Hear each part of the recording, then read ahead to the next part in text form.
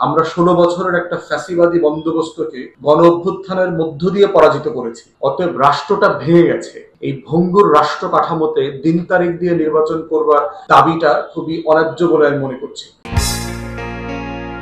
এই পার্টির পক্ষ থেকে আমরা যখন প্রধান উপদেষ্টার সাথে দেখা করেছি তখন আমাদের তরফ থেকে আমরা বলেছি যে অগাস্ট থেকে শুরু করে দায়িত্ব নেওয়ার পর থেকে ১.৫ থেকে ২ বছরের মধ্যে নির্বাচনটা হওয়া দরকার। দ্বিতীয়ত হচ্ছে সময়ের থেকে বড় জিনিস হচ্ছে ঐক্যমত্য জরুরি।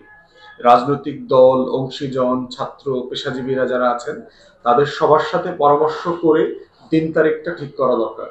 কারণ দিন শেষে অংশীজনদের পরামর্শে যদি ৬ মাস বাড়ে অথবা ১ বছর বাড়ে তাতে দেশের কোনো ক্ষতি হবে না। কিন্তু অংশীজনরা যদি একমত না হন, অন্তর্বর্তীকালীন সরকার যদি দিন তারিখটা চাপিয়ে দেওয়ার চেষ্টা করে, সেক্ষেত্রে রাজনৈতিক দল প্রচন্ড রকমের অসহযোগিতা করবে। সেক্ষেত্রে নির্বাচনের একটা প্রত্যাশা, সংস্কারের একটা প্রত্যাশা, এই দুই আকাঙ্ক্ষাটাকে কিভাবে আলোচনার ভিত্তিতে একটা ঐক্যমতে নেওয়া যায়, এটাই হচ্ছে অন্তর্বর্তীকালীন সরকারের কাজ। রাজনৈতিক দলগুলো বারবার বলছে নির্বাচনের রোডম্যাপ দেওয়ার জন্য। আমি বোধ করছি যে রাজনীতির এবং নির্বাচনের রূপরেখা যেটা কাম্য ছিল সেটা প্রফেসর ইউনূসের পক্ষ থেকে বারবার দেওয়া হয়ে গেছে। মনে করিয়ে দিই, জাতিসংঘে যখন কনফারেন্সে গেছেন তখন সাইডে নিউ ইয়র্ক টাইমসের সাথে যে ইন্টারভিউ দেওয়া হয়েছে সেখানে প্রফেসর ইউনূস কিন্তু পরিষ্কার করে বলেছেন যে সুপারিশ পেলে পরে বিভিন্ন কমিশন থেকে এরপরে রাজনৈতিক দলগুলোর সাথে এই সুপারিশ নিয়ে তারা বসবার পরে তারা দিন তারিখ ঠিক করবেন যে কখন, কোন মাসে, কোন বছরে নির্বাচন হবে। এর পরবর্তীতে দেখেন প্রথম আলোর সাথে ইন্টারভিউ, নিউ এজের সাথে ইন্টারভিউ, বিদেশি গণমাধ্যমে ইন্টারভিউ এবং ১৬ই ডিসেম্বর যে বিজয় দিবসে বক্তব্য দিয়েছেন জাতির উদ্দেশ্যে, সেখানে কিন্তু উনি ওনার ওই পজিশনটাই রিইটারেট করেছেন যে আমরা বিভিন্ন সংস্কার কমিশন থেকে যখন প্রতিবেদনটা পাবো এই সুপারিশের ভিত্তিতে আমরা রাজনৈতিক দলের সাথে বসবো। মিনিমাম কতটুকু সংস্কার তারা চান যে আমরা করে যাই, বাকি কতটুকু বাকি থাকবে যেটা রাজনৈতিক দল এসে করবে। এই ঐক্যমতের ভিত্তিতেই কিন্তু নির্বাচনের প্রস্তুতি তৈরি হবে। এবং ইতিমধ্যে আমরা দেখতে পাচ্ছি যে আওয়ামী লীগের আমলে সার্চ কমিটির আইন যেটা ছিল, যে আইনটার আমরা সমালোচনা করেছি, সেই আইনের অধীনে কিন্তু নির্বাচন কমিশন পুনর্গঠিত হয়েছে। রাজনৈতিক দলগুলোর সাথে পরামর্শ করা হয়েছে কমিশনার কাদেরকে করবে। নির্বাচন কমিশনকে আমরা ইতিমধ্যে দেখতে পাচ্ছি যে চিটাগং, সিলেট, ঢাকাতে বিভিন্ন জেলায়, বিভাগীয় শহরে তারা যাচ্ছেন, মত বিনিময় করছেন, ভোটার তালিকা হালনাগাদ করতে তারা বোধ করছেন যে এই বছরের অক্টোবর থেকে শুরু করে আগামী বছরের মার্চ লেগে যেতে পারে। এই প্রস্তুতি তো অলরেডি চলছে, চলমান।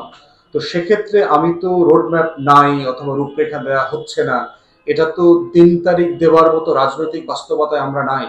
কারণ এটা তো একটা অন্তর্বর্তীকালীন সরকার না যে একটা স্বাভাবিক সময়ের পরে ৫ বছরের একটা নির্বাচিত সরকার শেষ করবার পরে ৯০ দিনের জন্য যে একটা সরকার দায়িত্ব নিয়েছে। আমরা ১৬ বছরের একটা ফ্যাসিবাদী বন্দোবস্তকে গণ অভ্যুত্থানের মধ্য দিয়ে পরাজিত করেছি। অতএব রাষ্ট্রটা ভেঙে গেছে। এই ভঙ্গুর রাষ্ট্র কাঠামোতে দিন তারিখ দিয়ে নির্বাচন করবার দাবিটা খুবই অন্যায্য বলে আমি মনে করছি। এর মানে এটা না যে এটা নিয়ে আলোচনা হবে না। প্রফেসর ইউনূস ১৬ ডিসেম্বর একটা ভালো ঘোষণা দিয়েছেন, সেটা হচ্ছে জাতীয় ঐক্যমত্যের কমিশন, যেটা উনি নিজে চেয়ার করবেন, এবং প্রফেসর আলী রিয়াজ যেটা ডেপুটি থাকবেন, সংস্কার কমিশনের চেয়ারম্যানরা একটা সদস্য থাকবেন, তারা সবাই মিলে রাজনৈতিক দলের সাথে বসবেন।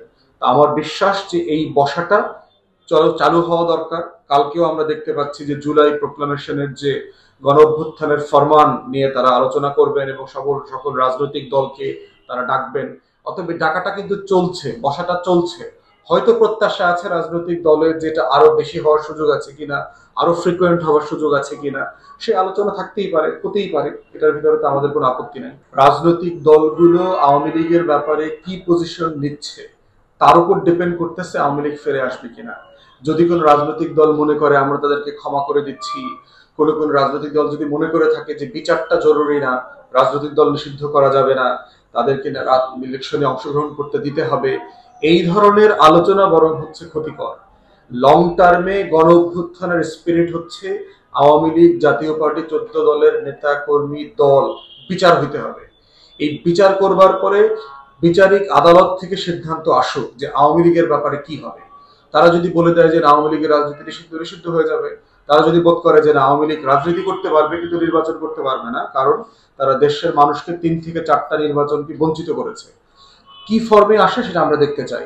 কিন্তু আমি বোধ করছি না যে শুধুমাত্র নির্বাচন হয়ে গেলেই দেশের সব সমস্যার সমাধান হয়ে যাবে। বরং আমি বোধ করছি শুধুমাত্র ভারত গত 5 মাসে আমাদেরকে যে পরিমাণ ডিস্টার্ব করেছে এবং এখনো করে যাচ্ছে সারা দুনিয়াতে, মাইনরিটি ইস্যু নিয়ে যে পরিমাণ নাটক এই দেশে হয়েছে, মিথ্যাচার গুজব হয়েছে, প্রফেসর ইউনূসের মতো একটা মানুষ সামনে থাকার কারণে আমরা এই ঝড় সামলে উঠতে পেরেছি। যদি কোনো রাজনৈতিক সরকার থাকতো, আজকে বাংলাদেশের এই সরকারকে তারা জঙ্গি সরকার, ইসলামিক সরকার, শরিয়া সরকার এই ধরনের উগ্রপন্থী টাইটেল দিয়ে এই সরকারকে বিব্রত করে দিত। অতএব প্রফেসর ইউনূসের কারণেই আজকে অর্থনীতি ঘুরে দাঁড়াচ্ছে, ব্যাংকগুলোতে ডিসিপ্লিন ফিরে আসছে, রেমিটেন্স বাড়ছে, এক্সপোর্ট বাড়ছে, আমরা লাইনে উঠে উঠে যাচ্ছি। তাদের ভিতরে অনেক চ্যালেঞ্জ আছে, এই চ্যালেঞ্জগুলোকে ওভারকাম করতে হবে এবং তারা করবার চেষ্টা করছে। তাদের আন্তরিকতা আমি ঘাটতি দেখতে পাচ্ছি না, যদিও অনেক সিদ্ধান্ত মেকিং এ আমরা দেখতে পাচ্ছি যে এটা ফ্লড ডিসিশন তারা নিয়েছে। তো আমি বোধ করি না যে শুধু রাজনৈতিক ক্ষমতার পরিবর্তন হলেই সরকার বদলে যাবে। ইতিমধ্যে দেখলাম তো 5 মাসে রাজনৈতিক ব্যানারে হাট ঘাট মাঠ bus station train station tempo station দখল করা থেকে শুরু করে কি হয় নাই, ইসলামী ব্যাংক দখল করা, পপুলার ইন্স্যুরেন্স দখল করা, হাজার হাজার কোটি টাকা লুটপাট হয়ে যাচ্ছে এই দখল বাণিজ্যে। বিভিন্ন রাজনৈতিক দলের নেতারা গিয়ে থানা থেকে আওয়ামী লীগের ছাত্রলীগের নেতা কর্মীদেরকে ছুটায় নিয়ে আসতেছেন। এই ছুটায় নিয়ে আসা নিয়ে আবার নিজেদের ভিতরে কোন্দল মারামারি খুনাখুনি পর্যন্ত হচ্ছে। তো রাজনৈতিক দল আসলে বাংলাদেশে কি হবে তার একটা স্ন্যাপশট তো আমরা ইতিমধ্যে দেখতে পাচ্ছি। তাই এর মানে এটা না যে অরাজনৈতিক সরকার চালাবেন, নির্বাচন ছাড়া চালাবেন, তা না। কিন্তু নিজেদেরকে রাজনীতি করি বলে নিজেদেরকে ফেরেশতা মনে করা এবং ওনাদের থেকে বেটার মনে করার কোনো স্কোপ আছে বলে আমি মনে করি না। বরং ডায়ালগের মধ্য দিয়ে দিন তারিখ করতে হবে, নির্বাচন এবং সংস্কারের আলোচনা চালিয়ে নিতে হবে, তরুণদের আকাঙ্ক্ষাকে মাথায় রাখতে হবে, রাজনীতিবিদদের নির্বাচনের আকাঙ্ক্ষাকেও সম্মান করতে হবে। এই সবগুলো মিলেই হচ্ছে অন্তর্বর্তীকালীন সরকারের ম্যান্ডেট।